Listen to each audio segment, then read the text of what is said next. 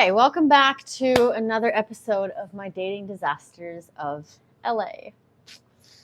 This is my spicier episode, and to be honest, this is going to take a lot of paying attention to because there's so many aspects of this story, and it does get a little bit crazy. I have all the facts here, so if you guys don't believe me, I have the receipts. I am going to change the names in this because I am still friends with one of the guys in this story. We're really good friends, no bad blood there whatsoever. So to begin with, this started in 2020, and I'm trying to see it, August to be exact, August 16th, 2020. Holy shit, is that? Today is, when am I, oh my God, what are the odds of that? It's exactly 2 years ago. Okay, well anyways. So back then I decided to go on some dating apps, and I was on Hinge, Bumble, you know, all of those bullshit dating apps that just have not worked out in my favor. And I think this was on Bumble, but I mean, it honestly doesn't really matter. I ended up matching with this guy named, let's name him Bryce, okay? So Bryce and I started texting, and everything went well. We had a lot of things in common. And with Bryce, we had a date planned, and what ended up happening is that he actually ended up not showing up to our date, which was a really shitty feeling. He told me the next day, okay? He told me that he dropped his phone in the toilet while getting ready. Whether that happened or not, to me, that was just kind of like, okay, well, you could have just used your computer, used your Apple Message.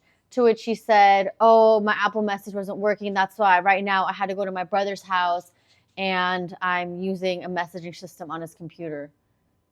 Which, this is a very important fact to remember. So Bryce was texting me before the toilet incident from an iPhone, obviously, because the messages were blue. And then when he texted me the next day saying he had to use a messaging system, the messages were green, right? So to me, I just told him, I was like, you know what? I'm over it. You know, I never met you, but we already started off on not the greatest foot. So let's just go our separate ways. Well, he kind of was blowing up my phone, but I just ignored him at that point because I just said no. So then on Instagram, I start talking to, what should we name him? Let's just name him Jordan, right? So Jordan and I started DMing each other, and we had mutual friends. And I don't want to, I'm changing the names because I don't want to name drop, but this person was somebody, I guess, considered more of a public figure.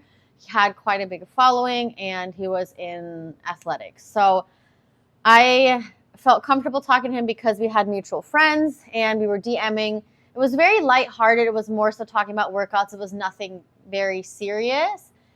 Fast forward to a text message I got because I did end up giving Jordan my phone number on DMs, and I get a message that read on my phone, yo, let's get a workout in, fire emoji. God, when I read this back, when I tell you the way I've changed my taste in men and the way they communicate with me in 3 years, I just should have been a red flag right there. Also said, hope you're staying cool. And I replied, who is this? Sorry, I'm horrible at saving numbers. And then this person said, it's Jordan. So Jordan and I started communicating. Sorry, I keep touching my face. I feel like it's itchy today. Jordan and I started communicating through text message, but we were still kind of DMing. I'm sure we've all been there where you communicate through text and through DMs, but it can get kind of annoying sometimes. I did notice that Jordan sounded a little bit different than from what he did on DMs. He sounded a little bit more aggressive, but stupid me, when I look back, I entertained it. Not my proudest moment, but I entertained it. So, you know, I just left out a really important part of the story. I knew this was going to happen. Hey, bro, come on now, dog. Come on. I'm going to have to backtrack. I'm so sorry, guys. I just don't want to have to refilm this. So backtrack to, remember when I said Bryce canceled, or not canceled, he kind of, stood me up for his toilet incident. Well, he actually reached back out a few weeks later and just said, I'm really sorry. I really want to get another chance with you. And I felt for him. I'm like, okay, maybe he was being honest about the whole toilet thing, So I wanted to give him another chance. And this is going to make me sound kind of like a bitch, to be honest. I'll be real here. I had never heard Bryce's voice, and he sent me a message going over his refrigerator, what he has in his refrigerator. I don't know why. I was trying to go through the text message and trying to figure out why we were talking about that. Whatever. He just wanted to show me that he eats healthy, I guess. And in that video, I heard his voice for the first time. And it's going to make me sound like a bitch, but I didn't like his voice. It really turned me off. It was a very high-pitched voice, and I just wasn't into that. So I just didn't end up giving him another chance. Did I ghost him? I did. And I still to this day I feel bad because I am not a ghoster at all anymore. I'm very communicative and tell people, hey, it's not going to work out. I at least have that respect for other people. But back then, I mean, I know it was only 3 years ago, but I was a different person. I just felt like I didn't owe him anything, and I just stopped communication, to which he kind of blew up my phone, told me I was a bitch, whatever. Well warranted at that point in time. Okay, so we ditched Bryce, right? So now we're talking to Jordan over text. Then Jordan had DM'd me and said because he knows somebody that I work with, right? He said he dropped off some treats there, some desserts. And I said, oh, thank you so much. Like, I'm not there right now. And this is all through DMs. So I ended up, the following day, the treats were in the work refrigerator. And so I sent Jordan a text and said, hey, thank you so much for the desserts. I really appreciate it.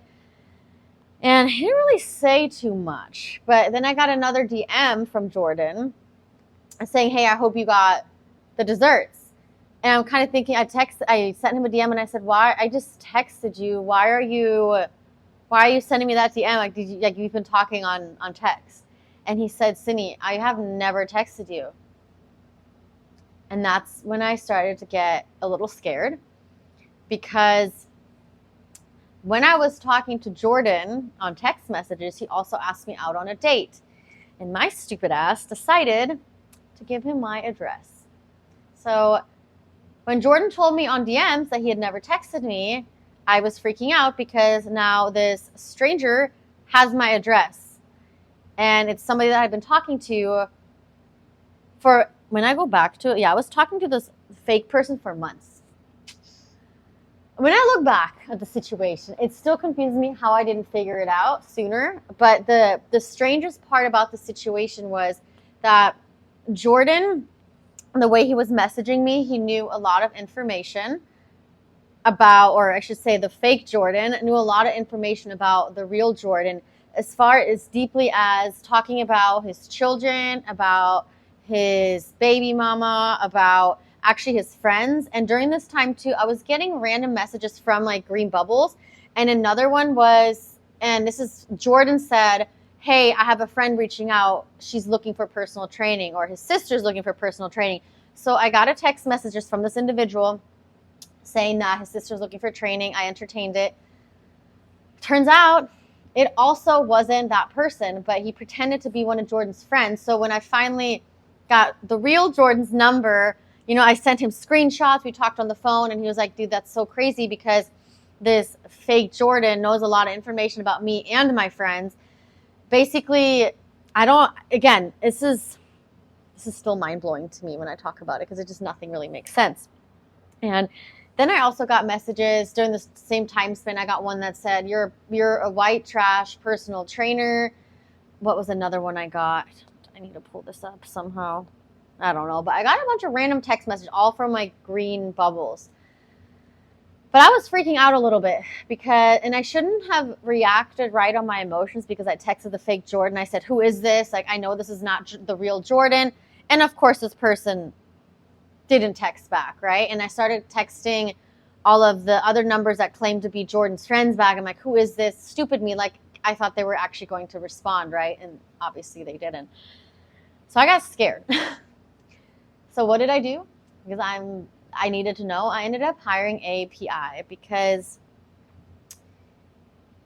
I got scared, to be honest. Like, there's a stranger out there that has my address, and you never know in this day and age. So I reached out to this guy named Ozzy. He is from New York. I'll actually link the info below because he was such a great PI. He helped me out a lot. He was so comforting and just, I guess, yeah, reassuring.